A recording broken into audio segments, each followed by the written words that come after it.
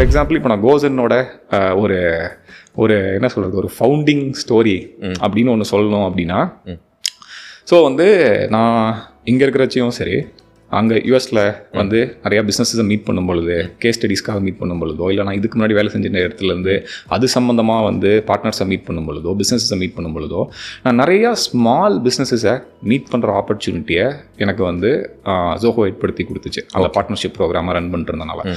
So அப்போ வந்து எனக்கு என்ன ஒரு விஷயம் கிளியராக புரிஞ்சுதுன்னா, எல்லாரும் காமனாக ஒரு விஷயத்த சொல்லிக்கிட்டே இருந்தாங்க.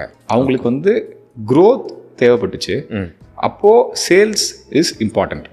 ஆனால் அவங்களுக்கு ஏன் வந்து சேல்ஸ் பண்ண முடியல, இல்லை வந்து சேல்ஸை இன்க்ரீஸ் பண்ண முடியலன்னா, ஒரு பிஸ்னஸ் ஆரம்பிக்கிறோம், எடுத்த உடனேயே வந்து அவங்க என்ன சொல்கிறாங்க, ஓகே க்ரோத் வேணும்னா ஆட்ஸ் போடுங்க, ஃபேஸ்புக்கில் ஆட்ஸ் போடுங்க, கூகுளில் ஆட் போடுங்க அப்படின்னு சொல்கிறாங்க. ஸோ அப்போ என்ன ஆகுது அப்படின்னா வந்து அதில் ஒரு ஒரு சிக்கல் வருது. ஏன்னா பெரிய கம்பெனிஸ் கிட்ட லெட்ஸே வந்து நான் வந்து ஒரு ஃபேஷன் பிராண்ட் வச்சுருக்கேன், ஒரு சின்ன ஃபேஷன் பிராண்ட், ஹோம்மேட் வந்து சாரீஸ் வந்து ஒருத்தங்க விற்கிறாங்க அப்படின்னா, அந்த ஆண்டர்பிரனர் அவங்க வந்து இப்போது ஒரு பெரிய பிராண்டு வந்து சாரிக்கு ஆட் போடுற மாதிரி அவங்களால சாரிக்கு ஆட் போட முடியாது. அப்போ என்ன பிரச்சனை ஆகுது அப்படின்னா, ஈக்குவல் டேர்ம்ஸில் கம்பீட் பண்ண முடியறதில்ல. Higher the budget for ads, more the growth. Okay, so இது வந்து ஒரு மாதிரி அன்ஈவன் பிளேயிங் ஃபீல்டு மாதிரி இருந்துச்சு. கண்டிப்பாக. ஓகே, கரெக்ட் தான். எந்த பாயிண்ட்லையுமே அவங்க கூட காம்படிட் பண்ணவே முடியாது. அவங்க ரீடார்கெட்டிங் பண்ணுவாங்க, நிறைய ப்ராசஸ் போவாங்க. ஆமாம், ஒரு அவேர்னஸ் ஆட் ரன் பண்ணுறதுக்கு நமக்கு பட்ஜெட் சின்ன பிஸ்னஸ். ஆமாம். ஸோ அப்போ நான் யோசிச்சு பார்த்தேன். ஸோ வந்து இது ரொம்ப ஒரு மாதிரி இன்ட்ரெஸ்டிங்காக இருந்துச்சு. ஸோ வந்து சில பேர் வந்து சில ஆட்ஸ் ரன் பண்ணுவாங்க. ஆட்ஸ் ரன் பண்ணிட்டு வந்து நீங்கள் ஃபேஸ்புக் பேஜுக்கு வந்து லைக்ஸ் வாங்கன்னு ஃபேஸ்புக் சொல்லுவோம். அப்போ நம்ம ஆடியன்ஸை பில்ட் பண்ணுவோம். அந்த ஆடியன்ஸை பில்ட் பண்ணிட்டு அதுக்கப்புறம் ஃபேஸ்புக்கே சொல்லுவோம், நீங்கள் வந்து இப்போ நீங்கள் ஆட் போட்டிருக்கீங்க, ஆனால் உங்கள் ஆடியன்ஸை ரீச் பண்ணுறதுக்கு பூஸ்ட் பண்ணுங்க. டேய் இப்போ தானடா நான் வந்து லைக்குக்காக ஒரு ஆட் போட்டேன். ஸோ அதுவும் அட் சம் லெவல் ஒரு பான்சி ஸ்கீம் தான். ஓகே. ஸோ அதிலிருந்து அப்போது அதுக்கான ஒரு கான்ட்ராரியன் டேக் என்ன, ஒரு ஆல்டர்னேட் டேக் என்ன அப்படின்னு சொல்லி நம்ம யோசிக்கிறச்ச வந்த அந்த ஐடியா தான் வந்து கோசன். ஓகே. ஸோ அப்போது ஒரு ஜென்ரலான பீப்புள் யாரெல்லாம் ஆட்ல இன்வெஸ்ட் பண்ண மாட்டேங்கிறாங்களோ அவங்க என்ன பண்ணுறாங்க அப்படிங்கிறத நான் ஸ்டடி பண்ணேன். ஸோ எனக்கு வந்து நிறைய பேருக்கு தெரியுமான்னு தெரியல, நான் வந்து ஜோஹோவில் போய் சேரும்பொழுது வந்து நான் கண்டென்ட் ரைட்டர். ஆமாம், அந்த இதில் தான் போனேன். ஸோ எனக்கு ரொம்ப பிடிச்ச வேலை அது. ஸோ அப்போது எங்கேயோ நம்ம எழுதின கண்டென்ட்டை வந்து நம்ம கிரியேட் பண்ண கண்டென்ட்டு ஏதோ ஒரு உலகத்தில் ஏதோ ஒரு மூலையில் ஒருத்தர் படிச்சுட்டு அதை கன்வின்ஸ் ஆகி ஒரு ப்ராடக்டை சைன் அப் பண்ணி பர்ச்சேஸும் பண்ணிடுறாரு. ஓகே. ஸோ அதுதான் பவர் ஆஃப் கிரியேட்டிங்.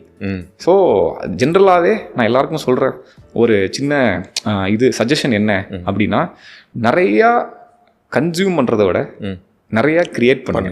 ஆமாம், அது ரொம்ப முக்கியம். ஓகே. ஸோ அப்போ வந்து இந்த கண்டென்ட் வந்து எப்படி வந்து ஆர்கானிக்காக க்ரோ பண்ணுறதுக்கு எப்படி ஹெல்ப் பண்ணுது, நல்ல இண்டெக்ஸபிள் கண்டென்ட், எஜுகேஷ்னல் கண்டென்ட். இப்போ நான் இதை எல்லா பக்கமும் நான் சொல்கிறது என்னென்னா, நீங்கள் கேமரா விற்கிறீங்க அப்படின்னா கேமரா பற்றி பேசவே பேசாதீங்க, நல்ல ஃபோட்டோஸ் எடுக்கிறத பற்றி பேசுங்க, உங்கள் கேமரா தானாகவே விற்றுரும். ஓகே. ஸோ அதே மாதிரி எஜுகேஷ்னல் கண்டென்ட்டில் இன்வெஸ்ட் பண்ணிட்டு இருந்தவங்க எல்லாருமே எஸ்சிஓவில் நல்லா பர்ஃபார்ம் பண்ணாங்க, ஹையர் த ரேங்கிங் வந்து வந்தாங்க. அதுக்கப்புறம் ஈவன் இப்போ ஆட்ஸ் போடுறவங்களோட அவங்க வந்து நல்லா கம்பீட் பண்ண முடியுது. ஸோ நல்ல பில்லர் கண்டென்ட் கிரியேட் பண்ணி, நல்ல வந்து ஒயிட் ஹேட் எஸ்இஓ டெக்னிக்ஸை வந்து யூஸ் பண்ணி, நல்ல பேக் லிங்கிங் பண்ணி, நல்ல கெஸ்ட் போஸ்ட் பண்ணி, நல்ல கொலாபரேஷன்ஸ் வந்து பண்ணி, அந்த மாதிரி வந்து நாட் ஜஸ்ட் வந்து content, just not written content which is visual content on YouTube. அதுக்கப்புறம் வந்து short form content, and then வந்து இப்போ நிறைய அல்கிரிதமிக்லி நல்லா பர்ஃபார்ம் பண்ணக்கூடிய வந்து இந்த ஷார்ட்ஸ் இருக்கு யூடியூப்ல, அதுக்கப்புறம் ரீல்ஸ் இருக்கு இன்ஸ்டாகிராம்ல. ஸோ அதையெல்லாம் எப்படி யூஸ் பண்ணியிருக்காங்க. இன்ஃபேக்ட் யூஎஸ்ல வந்து சில B2B கம்பெனிஸ்க்கே வந்து டிக்டாக் தான் நம்பர் 1 அக்விசிஷன் சேனல், இன்ஃப்ளூயன்சர்ஸ் பண்ணி நல்லா பண்றாங்க. ஸோ இப்போ என்னன்னா, அப்போ ஆர்கானிக் க்ரோத் வந்து ஒரு கான்ட்ராரியன் ஆல்டர்னேட் பாத் டு ஆட்ஸ். ஓகேவா? அப்போது நான் என்ன பண்ணுறேன், அப்போ யோசிக்கிறேன், ஓகே ஸோ வந்து இது எல்லாமே ப்ராசஸாக இருக்குது. அப்போ அந்த ப்ராசஸில் வந்து 3 ஸ்டேஜ் இருக்குது. என்னன்னா, ஃபஸ்ட்டு வந்து கண்டென்ட் கிரியேஷன், அதுக்கப்புறம் வந்து செகண்ட் வந்து ஆடியன்ஸ் பில்டிங், அந்த 3வது வந்து அந்த ஆடியன்ஸை பில்ட் பண்ணி எப்படி வந்து ஆட்டோமேஷனில் சேல்ஸை வந்து எனேபிள் பண்ணுறது, எனேபிள் பண்ண சேல்ஸை வந்து இன்க்ரீஸ் பண்ணுறதுக்காக நெட்வொர்க் எஃபெக்ட்ஸை வந்து எப்படி இன்க்ரீஸ் பண்ணுறது. நெட்வொர்க் எஃபெக்ட்ஸ்னா வந்து இப்போ வந்து வைரலிட்டி கோஷன்ட் அப்படின்னு ஒன்று இருக்குது. ஸோ அதில் எப்படின்னா நம்ம SaaS ப்ராடக்டை ஒருத்தர் உள்ளே ஆட் பண்ணுறோம் அப்படின்னா அவங்க இன்னும் எத்தனை யூசர்ஸை கொண்டு வர அவங்களே வேர்ட் ஆஃப் த மவுத்தில் உள்ளே கொண்டு வந்தாங்க. ஸோ மோஸ்ட் ஆப்ஸ் ஹேவ் வந்து ஒரு நல்ல ஒரு 1.5-2 வைரலிட்டி கோஷன்ட் நல்ல இது இருக்கும் அப்படின்னு சொல்லி.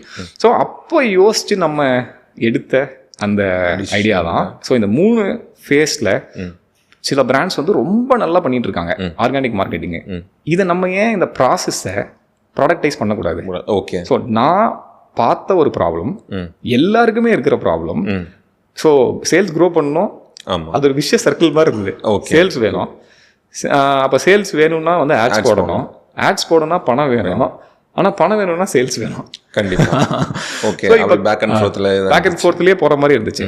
பட் இதுவே வந்து இப்போ கான்டென்ட் இருந்துச்சு அப்படின்னா ப்ராப்ளம். ஸோ வந்து I am huge believer in this. So வந்து ஒரு கண்டென்ட் கிரியேஷன் வந்து வெல்த் கிரியேஷன் மாதிரி. ஸோ வந்து மேக்கிங் மணிக்கு வந்து you should trade your time. கண்டிப்பாக. ஆனால் if you build wealth it will work while you are sleeping. Exactly. So அதே மாதிரி தான் content. It is one channel. Your website works even while you are not at your desk and even while you are sleeping. ஆமா, அது நம்ம sales person எப்பவுமே 24/7 நம்ம ப்ராடக்ட்டுக்காக இருக்கிற ஒரு சேல்ஸ் பர்சன். ஸோ இந்த சேனலை எனேபிள் பண்ணுற மாதிரி ஸோ ஏன் நம்ம வந்து ஒரு ப்ராடக்ட் பில்ட் பண்ணக்கூடாது அப்படின்னு சொல்லி ஸோ அந்த 3 ஸ்டேஜில் எங்களுக்கு வந்து ஒரு 4 ப்ராடக்ட் வந்து இனிஷியலாக பண்ணியிருக்கோம். இன்னும் நிறையா ப்ராடக்ட்ஸ் லைனில் இருக்குது, பண்ணிட்டு இருக்கோம். ஓகே. அப்போ நீங்கள் உங்கள் பார்ட் ஆஃப் த ஜாபாக நீங்கள் பார்த்தவங்கள்ட்டலாம் இருக்கிற ப்ராப்ளம், ஆமாம், அதுக்கு வந்து சொல்யூஷன் கண்டுபிடிக்கும். என்னோட டார்கெட் மார்க்கெட்டில் அது என்ன நான் இப்போ எண்ட் ஆஃப் த டே ஒரு ப்ராடக்ட் பண்ணுறதுக்கு முன்னாடி ஒரு டார்கெட் யார்கிட்ட விற்க போகிறேன், அவங்க எவ்வளோ பேர் இருக்காங்க அப்படிங்கிறத பற்றி நான் ஸ்டடி பண்ணேன். So small and medium size business and solopreneurs தான் எங்களோட ப்ரைமரி டார்கெட். ஸோ இதில் ப்ரெவலண்ட்டாக இருக்கிற ப்ராப்ளம் வந்து சேல்ஸ் வேணும், ஆனால் ஆட்ஸுக்கு பணம் இல்லை. கண்டிப்பாக. அப்போது இது ஒரு பிஸ்னஸ் இருக்கிற வரைக்கும் சேல்ஸ் தேவைப்படும், சேல்ஸ் வேணுங்கிற வரைக்கும் எங்கள் ப்ராடக்ட் தேவைப்படும். கரெக்ட். அது மாதிரி ஆட்னாலுமே நம்ம ஒரு ஆட் ரன் பண்ணோம்னா அது உங்களுக்கு சேல்ஸ் கொண்டு வந்துட்டே இருக்க போகிறது இல்லை. ஒரு பர்டிகுலர் டைம் முடிஞ்சிடும். நம்ம ரெகுலராக கண்டென்ட் போட்டுட்டு இருக்கும்போது எங்கேஜ் ஆகிட்டே இருப்பாங்க, கான்சியஸாக நம்மள திரும்ப பார்த்துட்டு இருப்பாங்க, கமெண்ட் பண்ணுவாங்க. ஸோ எப்பவுமே ஆர்கானிக்காக போகிறது தான் ஒரு நல்லவே. ஸோ நீங்கள் சொன்னது கரெக்ட். நான் ஆக்சுவலி இந்த ரீல்ஸ்ன்னு சொன்ன விஷயம் நான் பண்ணி போட்டிருந்தேன். அதான் சொன்னோம், ஒவ்வொரு வாட்டி காலைல எழுந்து பார்க்கும்போதும் 2000-3000 ஆர்கானிக்காக வந்துடும். ஏன்னா ரொம்ப ஷார்ட் டைம் நிறைய வந்துச்சு. எல்லாரும் கேட்குற ஃபர்ஸ்ட் கேள்வி, நீங்க ஆர்கானிக்கா தான் பண்ணீங்களா? ஆர்கானிக்கா புரியல. அப்புறம் தான் தெரிஞ்சு நிறைய பேர் ஆட்ஸ்லாம் ரன் பண்ணுவாங்க ஃபாலோவர்ஸ்க்காக. நீங்க சொன்னது கரெக்ட். நம்ம ஆர்கானிக்கா ஒன்று பண்ணி போட நமக்கு ஒர்க் பண்ணிக்கிட்டே தான் இருக்கும். ஆனால் ஆட்ஸ்ல கூட ஒரு 12 days 24 days இல்லை 1 month 2 monthல முடிஞ்சிடும். இன்னும் ஒரு சின்ன ஸ்டெப் நாங்கள் மேலே போய் என்ன எங்கள் ப்ராடக்ட்ஸ் எனேபிள் பண்ணணும்னு நாங்கள் நினைக்கிறோம். அதை வந்து என்னன்னா, அவங்க ஆடியன்ஸை கண்டென்ட் கிரியேட் பண்ணுறவங்க ஆடியன்ஸை ஓன் பண்ணணும். ஓகே.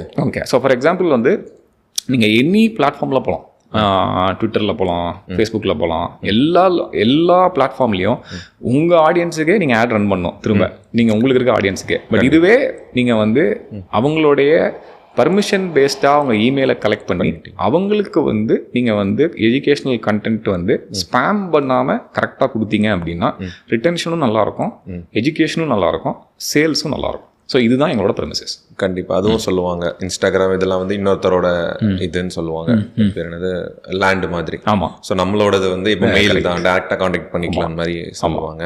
ஆமாம். ஓகே. ஸோ நீங்கள் வந்து இதுதான் ஐடியா வேலிடேட் பண்ணுறது.